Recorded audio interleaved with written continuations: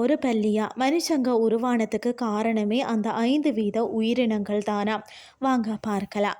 அதாவது ஜீராசிக் பார்க் படம் பார்த்ததுல இருந்து பூமியின் பழைய ஓனர்கள் டைனோசர்கள் தான் என்று நாம நினைச்சு கொண்டிருக்கிறோம். ஆனால் பார்த்தீங்கன்னு சொன்னா டைனோசர்கள் உருவாகுவதற்கு பல கோடி ஆண்டுகளுக்கு முன்பே பூமியை சில பயங்கரமான அரக்கர்கள் ஆட்சி செய்தனர் என்பது உங்களுக்கு தெரியுமா?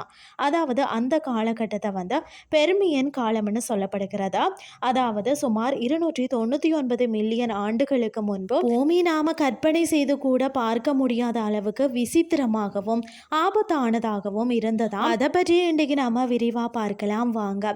இன்று நாம பார்க்கும் ஆசியா, அமெரிக்கா, ஆப்பிரிக்கா போன்ற தனித்தனி கண்டங்கள் அப்போது இல்லையா. இவை வந்து அனைத்தும் ஒன்றிணைந்து பாஞ்சியா என்ற ஒரே ஒரு மாபெரும் சூப்பர் கண்டமாக இருந்ததா. இந்த கண்டத்தின் நடுப்பகுதி பார்த்தீங்கன்னா கடுமையான பாலைவனமாகவும் வெப்பம் மிகுந்ததாகவும் இருந்தது. கரையோரங்களில் மட்டுமே மலை மற்றது காடுகள் இருந்தன.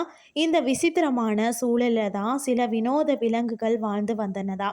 டைனோசர்களுக்கு முன்பு வாழ்ந்த விலங்குகளில் மிகவும் பயங்கரமானதுன்னு சொன்னால் அது வந்து பார்த்தீங்கன்னா ஓர்கோனாப்சிப்ட், குறிப்பாக வந்து பார்த்தீங்கன்னா ஐனோஸ்டரான்ஸ்வியா என்ற விலங்குகள் தான் அன்றைய டாப் ரவுடியா. இதை பார்க்கறதுக்கு பார்த்தீங்கன்னா ஒரு ராட்சத நாய் போலவும் ஊர்வன போலவும் கலந்து ஒரு கலவையாக இருக்குமா.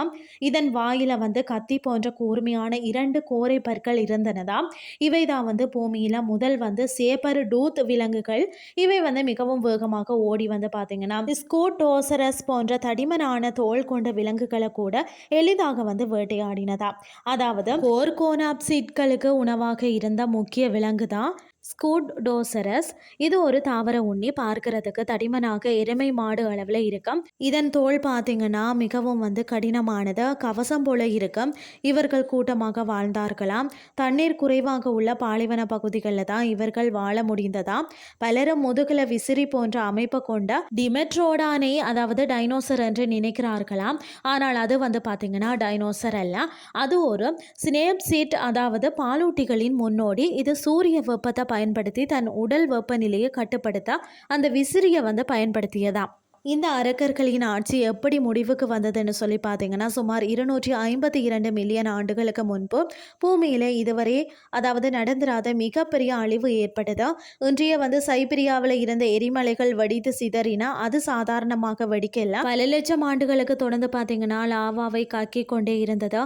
இதனால் வளிமண்டலம் முழுவதும் பார்த்தீங்கன்னா சாம்பல் மற்றது நச்சு வாயுக்களால் நிரம்பியது. பூமி வந்து சூடானது, கடல்கள் அமிலமாக மாறின. இந்த விபரீதத்தால் தான் பூமியில் இருந்த 90% முதல் 95% உயிரினங்கள் அழிந்து போயினதாம். இந்த மாபெரும் அழிவுல இருந்து தப்பித்து பிழைத்த மிக சிறிய 5% உயிரினங்கள்ல இருந்து தான் பிற்காலத்துல பாத்தீங்கன்னா டைனோசர்கள் உருவாயினதாம். மேலும் வந்து தப்பி பிழைத்த சில ஸ்னேப்சிட்கள் தான் பரிமாண வளர்ச்சி அடைந்த பாலூட்டிகளாகவும் இறுதியில மனிதர்களாகவும் மாறினதாம். அதாவது அந்த பேரழிவுல நம்மளுடைய முன்னோடிகள் மட்டும் தப்பிக்கலன்னு சொன்னா இன்று இந்த பதிவை வாசிக்க வந்து நாங்கள் இருந்திருக்க மாட்டோம் இல்லையா.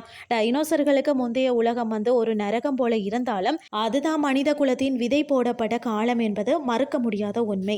இன்றைய கிறிஸ்டி உங்களுக்கு வந்து பிரயோசனமாக அமைஞ்சிருக்கும்னு சொல்லி நானும் நம்புறேன். இதே மாதிரி மற்றும் ஒரு கிறிஸ்டின் வேலைக்கு உங்களை சந்திக்கிறேன். நன்றி.